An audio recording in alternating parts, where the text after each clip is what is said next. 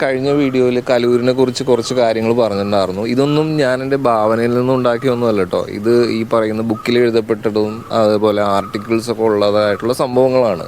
കൊച്ചിക്കാർ എന്ന് പറയുന്നിട്ടുള്ള ഒരു ബുക്കുണ്ട്. അപ്പോൾ അതിൽ അതേപോലെ കൊച്ചി എന്ന് പറയുന്ന മൻസൂറിന്, അപ്പോൾ ഇതിൽ കൊച്ചിനെ കുറിച്ചുള്ള കുറേ കാര്യങ്ങൾ, പഴയ കാല സംഭവങ്ങൾ, അതിനെക്കുറിച്ചൊക്കെ വിശദമായിട്ട് പറയുന്നുണ്ട്. അപ്പോൾ അത് ആദ്യം ഈ ജൂത സെമിത്തേരി ഉണ്ടായിരുന്നത് സെൻറ് തെരേസാസ് കോളേജൊക്കെ ഉണ്ടല്ലോ, അതിൻ്റെ തൊട്ടപ്പുറത്ത് ഒരു വലിയൊരു, ഇപ്പോൾ അതവിടെ ആകെ നശിഞ്ഞ് കാട് പോലെ കിടക്കുകയാണ്. അതിനുശേഷമാണ് ഈ പുല്ലേപ്പടിയിലെ ആ ഒരു സ്ഥലം ഈ ബ്രിട്ടീഷിൻ്റെ റൂളിംഗ് ടൈമിൽ അവർക്ക് കൊടുത്തതാണെന്നാണ് അതിൻ്റെ ഒരു കഥ. അപ്പോൾ പിന്നെ ഈ വസൂരിക്കോലം എന്ന് പറഞ്ഞ സംഭവം അവിടെ ആ ഒരു ടൈമിലുള്ള കഥകളാണ്. അത് പലരും കൺഫേം ചെയ്തിട്ടുണ്ട്. അതിനെക്കുറിച്ച് അയൽവാസിയായ ചേട്ടൻ പുള്ളി പണ്ടത്തെ ഒരു ഓർമ്മകൾ പങ്കുവെക്കുന്നുണ്ട്. വസൂരി എന്ന് പറഞ്ഞു കഴിഞ്ഞാൽ ഒരു ദൈവശാപം കിട്ടിയതായിട്ടാണ്. അന്ന് മരുന്നൊന്നും ഇല്ലല്ലോ. ഈ സൈഡ് ഇവിടെയൊക്കെ പോളം വന്നിട്ട് നിറച്ച് ഇങ്ങനെ നിൽക്കണം.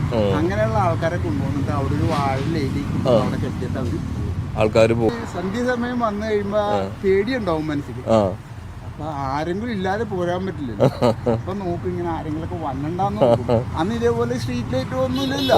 വണ്ടിയിൽ ഇങ്ങനെ ഉണ്ടല്ലോ, ഒറ്റ ഓട്ടോ ഓടി ആ ചെന്തേരി അവിടുത്തെ ശ്മശാനം കഴിഞ്ഞിട്ടേ നിൽക്കും. മസൂരി എന്ന് പറഞ്ഞു കഴിഞ്ഞാൽ ഭയങ്കര പോളം പോലെ ഇങ്ങനെ പൊങ്ങി ലേശം മുഴുവൻ നമ്മൾ കണ്ടാലും പേടിക്കും. നമ്മൾ കണ്ടാൽ തന്നെ പേടിച്ചു പോകും.